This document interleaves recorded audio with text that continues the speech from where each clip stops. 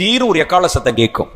அந்த சத்தம் கேட்ட உடனே உயிருள்ளவர்களாகிய நீங்கள் ஒரு வினாடியிலே மறுரூபமாக்கப்படுவீங்க. ஒரு கரண்ட் ஷாக் அடிச்ச மாதிரி இருக்கும், பளிச்சுன்னு அப்படியே மறுரூபமாகிவிடு. நானா இது அப்படின்னு நினைப்பீங்க. நானா இப்படி இருந்தேனே, நானா அப்படி மறுரூபமாயிருவீங்க. பளபளன்னு ஒரு மாதிரி லைட் உள்ள இருந்து வரும். அடுத்த நிமிஷம் அந்த எக்கால சத்தம் உங்களை மேல் நோக்கி இழுக்க ஆரம்பித்து விடும்.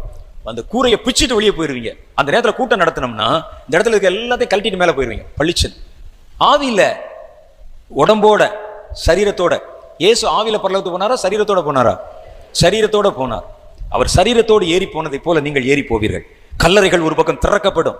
மறைந்த பரிசுத்தவான்கள் மறுபடி உயிர் பெற்று எழும்புவார்கள். எல்லாருக்கும் சரீரம் கொடுக்கப்படும். உடம்போடு அவர்கள் புறப்பட்டு மேலே போவார்கள். மேலே போய் போகும்போது இயேசு கீழே இறங்கி வந்து விடுவார்.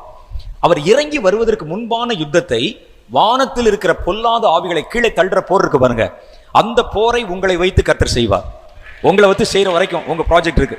யுத்தம் செய்து அதெல்லாம் தள்ளிடுறீங்க, இடத்தை சுத்தப்படுத்துறோம். நம்ம நேரம் அங்க பரலோகத்துல போறோம், இயேசுவை சந்திக்கிறோம். சந்தித்து நம்ம எல்லாம் கர்த்தர் அழைத்து கொண்டு போய் விடுகிறார் வானத்துக்கு. எல்லாம் பரலோகத்துல போறோம். ஆட்டுக்குட்டியானவர்களுடைய திருமணம் அங்கே நடக்கிறது. சபை எடுத்துக்கொள்ளப்பட்ட, சபைன்னு சொன்னோன்னே ஒரு சர்ச்சை கட்டணம்லாம் நினைக்கக்கூடாது.